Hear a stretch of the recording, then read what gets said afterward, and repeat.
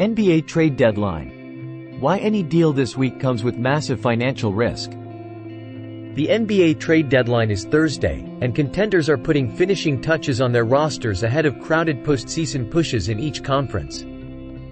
But while this week is significant every year across the league, this season has presented new restrictions for front offices to navigate.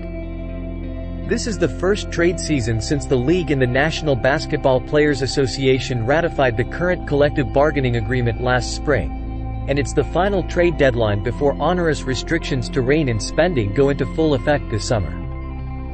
Add the more than 20 teams still trying to reach the postseason, and there are storylines to dissect up and down the standings between now and 3 p.m. Eastern Time Thursday. Bobby, what are you focusing on as the trade deadline approaches? Marks. It has to be teams in the second apron, or teams projected to be, next season. After Damian Lillard was traded to the Milwaukee Bucks in September, a Western Conference executive joked to me that the high spending reminded him of getting to the buffet an hour before closing time. The comment was a reaction to major moves by Milwaukee and the Boston Celtics, who acquired guard Drew Holiday days after the Lillard deal, before a set of harsh roster and trade restrictions begin this offseason. NY Sports projects 9 teams: the Bucks, Celtics, Denver Nuggets, Golden State Warriors, LA Clippers, Los Angeles Lakers, Miami Heat, Minnesota Timberwolves and Phoenix Suns as second apron teams in 2024-25.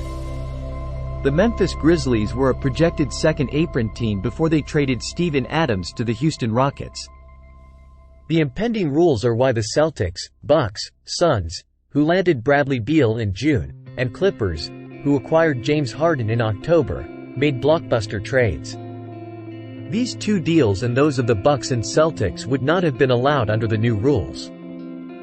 Starting with the first day of the offseason, teams over the second apron in 2023-24 can't take back more salary in a trade, are not allowed to aggregate contracts, are restricted from sending out cash in deals, and are restricted from using pre-existing trade exceptions to acquire a player. The Timberwolves, for example, have been active in trade discussions, according to a league source, because this is the last time they are allowed to aggregate contracts in a deal. The same rules apply for first apron teams, except they are allowed to aggregate contracts and can send cash in a trade. Teams in the first and second apron had better like their own players and also have a strong pro-personnel department, a team executive told, because it will become more difficult to add from the outside, especially if teams do not control their first-round picks. The Clippers, Bucks, Nuggets, Wolves and Suns are projected to fall into this category. If a team finishes over the second apron after the 2024-25 season, its 2032 first-round pick is frozen and cannot be traded. Making a trade is not only about ownership signing off on a larger luxury tax penalty, a team executive told, but now, dealing with the consequences of the first and second apron. Tim, how do you see the new rules impacting teams and trade targets leading up to Thursday's deadline? Bon Top, the league is already seeing the impact, with the reticence of teams to chase big salary players. Take Chicago Bulls star Zach LaVine. Before LaVine injured his right foot, there wasn't much of a market for the former All-Star, despite his status as a high-scoring wing and a potent three-point shooter. That's because he is owed roughly $138 million over the next 3 seasons, which is the kind of expenditure for a third star that virtually guarantees that team will hit the second apron.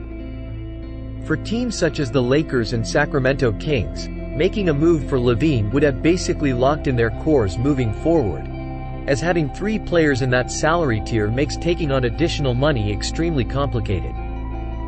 That dilemma is already playing out in Phoenix. After landing Beal to pair with Kevin Durant and Devin Booker, the Suns are all but locked into this current group. Many of the contenders listed above will be in the same situation next year, or will be if they add significant salary. That lack of flexibility is causing teams to be incredibly cautious as the league continues to wrap its arms around the new restrictions. Rather than rush into something this week and potentially miss on a bigger deal this summer, the changes are causing teams to wade carefully. In the past, teams would have expected to acquire significant draft capital when moving all-star level players. Now, the goal might simply be getting out of long-term salary commitments and receiving whatever draft compensation they can along with it. Bobby, how do you see the market for some of the top players potentially available? LaVine and Atlanta Hawks guard DeJounte Murray, for example, developing over the next few days. Marks. LaVine, who will have foot surgery and miss the next 4 to 6 months, can still be traded prior to Thursday's deadline. Yet any team interested must have a comfort level not only with the $138 million left on his contract after this season but now a significant injury.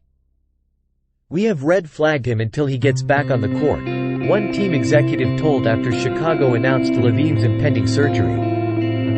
Murray, meanwhile, has a $24.8 million salary for next season. That is $18 million less than teammate Trae Young's salary and fits in perfectly for a team that does not want to add a third max salary player. Some other below max salary players that team executives told to watch: Malcolm Brogdon, Bojan Bogdanovic, Bruce Brown, Miles Bridges, DeMar DeRozan, Buddy Hield, Wendell Carter Jr., Jeremy Grant, Kyle Kuzma, Tyus Jones and Kelly Olynyk. "I could see any of those players getting traded before LaVine does," one team executive told before LaVine's injury. Teams pointed to how the Indiana Pacers constructed their roster for next season as a blueprint under the new CBA. 2 players on max contracts, Tyrese Halliburton and Pascal Siakam, followed by 9 players earning from $2 million to $19.9 million. 5 of those players, Benedict Mathurin, Jirachi Walker, Isaiah Jackson, Ben Shepherd and Andrew Nembhard, are on rookie contracts. "I am not going to tell my owner that we can't have 3 players on max contracts if all 3 impact winning," a team executive told. "I am not going to tell my owner that we can't have 3 players on max contracts if all 3 impact winning." The Oklahoma City Thunder and Orlando Magic also could become players both now and in the offseason. Each has built its roster through the draft and has players on rookie-scale contracts. Chet Holmgren, Jalen Williams, Josh Giddey in OKC and Paolo Banchero and Franz Wagner in Orlando. Neither team is in danger of the second apron rules, and both have a financial window to take back a player who could help win now. The Thunder have 14 first-round picks and 21 second-rounders across the next 7 drafts, and they can build out the back end of their roster with young players even if Holmgren, Williams, Giddey and star guard Shai Gilgeous-Alexander sign lucrative contracts. If Giddey's next contract becomes too expensive, the Thunder can replace him with the rookie first-round contract of Cason Wallace. Thanks for watching NY Sports News. Stay tuned for more updates.